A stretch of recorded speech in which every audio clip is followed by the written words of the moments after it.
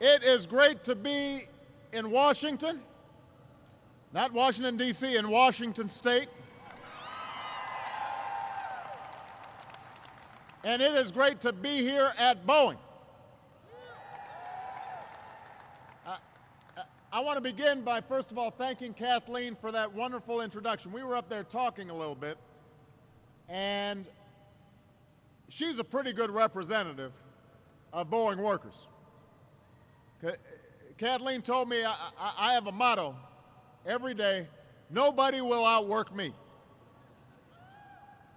And that's a pretty good motto for Boeing, but it's also a pretty good motto for America. So give it, Kathleen, a big round of applause.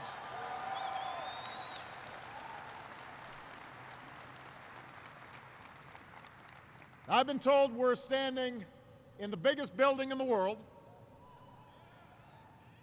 so big you could fit Disneyland inside. Your heating bills must be crazy.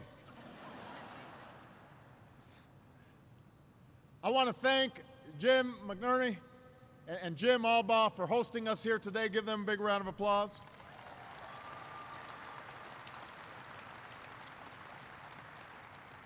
Your machinist leadership, Tom Buffenbarger, Rich Maholsky, Tom Roboleski, and SPIA President Tom McCarty are here.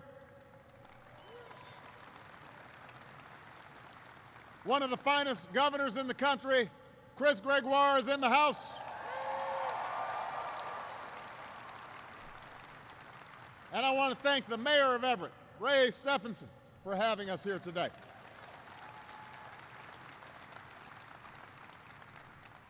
Now, I want to thank all of you for also giving me a pretty smooth ride.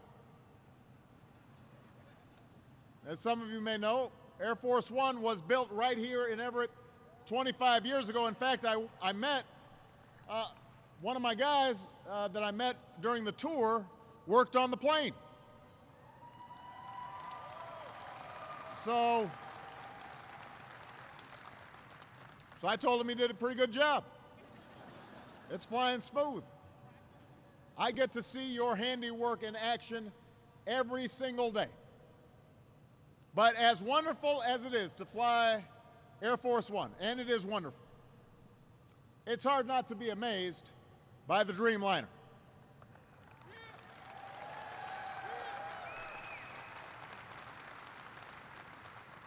I noticed this one's going to United, one of our outstanding carriers, and I have to mention that just because I'm from Chicago, so I've got to give a few extra props there.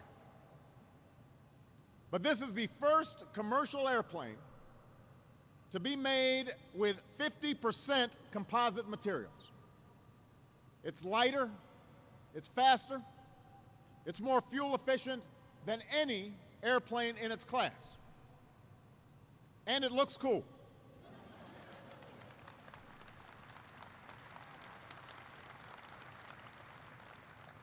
The Dreamliner is the plane of the future. And by building it here, Boeing is taking advantage of a huge opportunity that exists right now to bring more jobs and manufacturing back to the United States of America.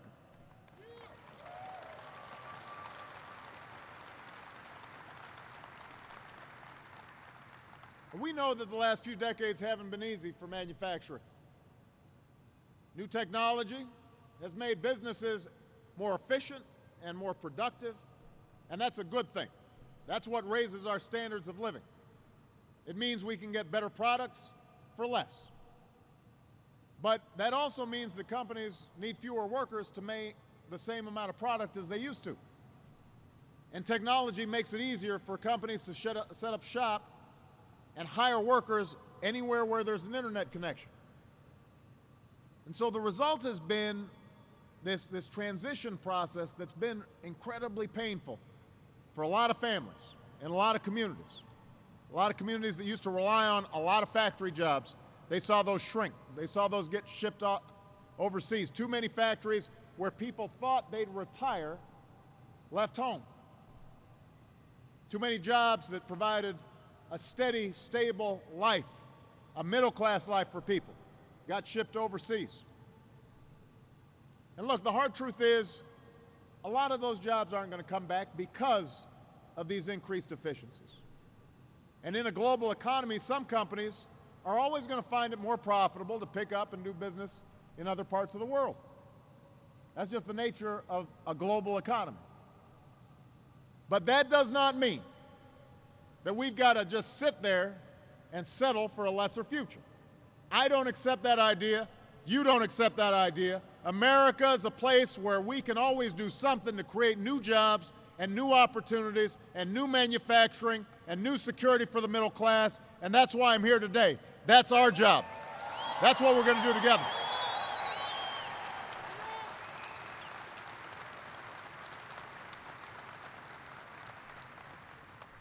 Now, just today, we actually took an important short-term step to strengthen our economy. Just before we got here, Congress did the right thing and voted to make sure that taxes would not go up on middle-class families at the end of this month.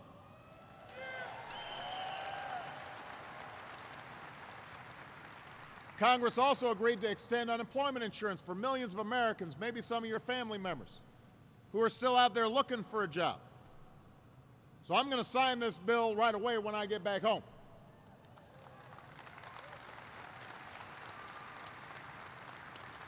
You guys may remember this middle-class tax cut's something I proposed in my jobs bill back in September. And because you kept the pressure on Congress, because you reminded people what it means to have $40 taken out of your paycheck every week, it got done. This is a big deal, and I want to thank members of Congress for listening to the voices of the American people.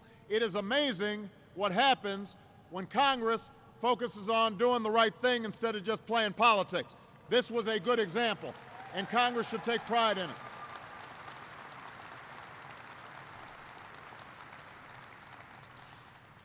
But the payroll tax cut is just the start. If we want middle-class families to get ahead, we've got to deal with a set of economic challenges that existed even before this recession hit.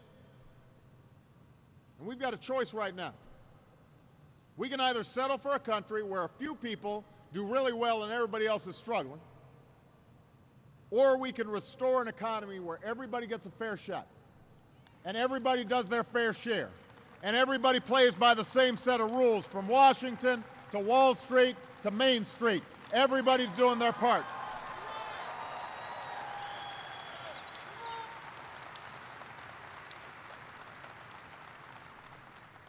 We're still recovering from one of the worst economic crises in 3 generations, the worst in our lifetimes for most of us.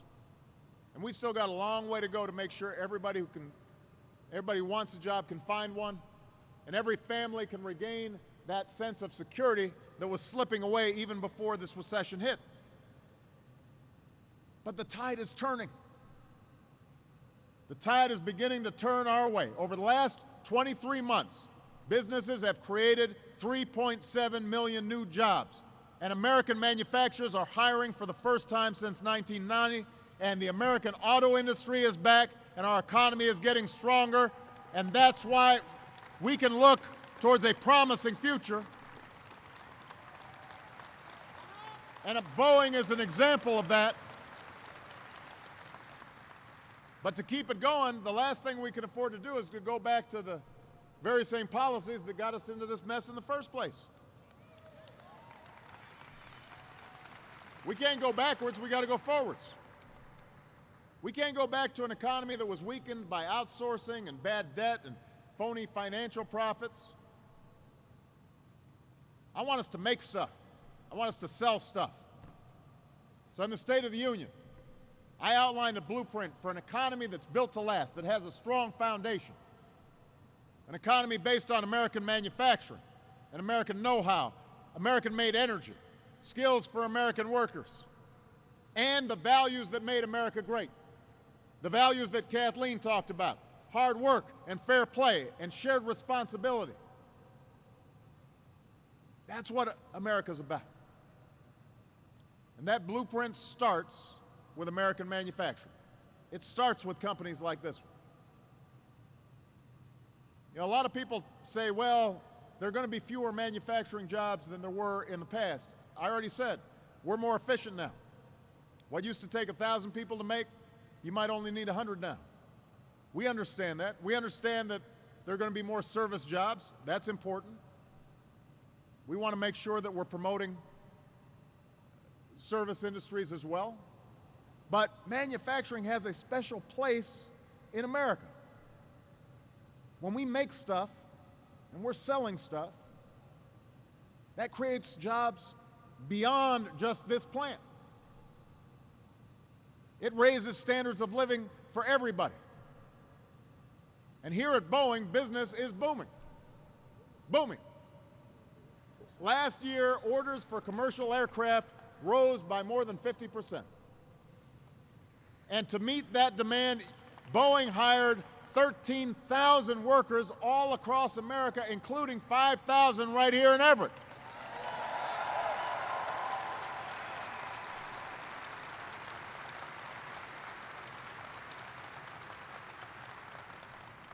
Now the biggest challenge is how to turn out planes fast enough. Jay, that's a high-class problem to have. So this company is a great example of what American manufacturing can do in a way that nobody else in the world can do it. And the impact of your success, as I said, goes beyond the walls of this plant. Every Dreamliner that rolls off the assembly line here in Everett supports thousands of jobs in different industries all across the country. Parts of the fuselage are manufactured in South Carolina and Kansas. Wing edges, they come from Oklahoma. Engines assembled in Ohio. Tail fin comes from right down the road in Frederickson. And the people in every one of these communities, some of whom who are here today, they're benefiting from the work that you do. All those workers, they spend money at the local store. They go to restaurants. So the service economy does better because you're doing well. And what's happening here in Everett can happen in other industries. It can happen not just here, but it can happen in Cleveland and Pittsburgh and Raleigh. We can't bring every job back. Anybody who says we can, they're not telling you the truth. But right now, it's getting more expensive to do business in places like China. Meanwhile, American workers have never been more productive. And companies like Boeing are finding out that even when we can't make things faster or cheaper than China, we can make them better. Our quality can be higher. And that's what America's about. That's how we're going to compete.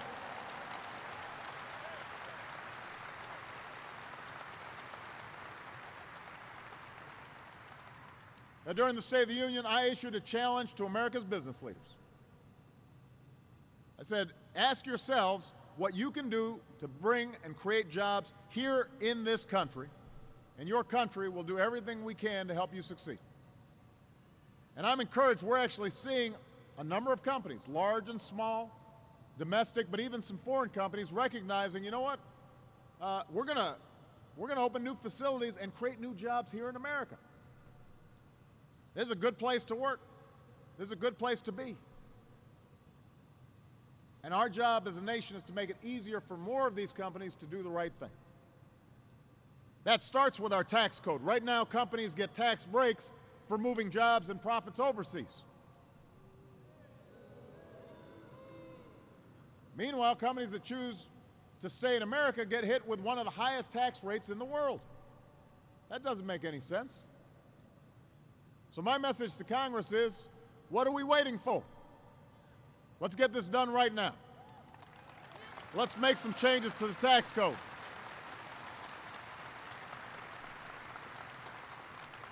And let's follow some simple principles. First, if you're a business that wants to outsource jobs, that's your choice, but you shouldn't get a tax deduction for doing it. That money should be used to cover moving expenses for companies that are deciding to bring jobs back home. That's who should be getting tax breaks.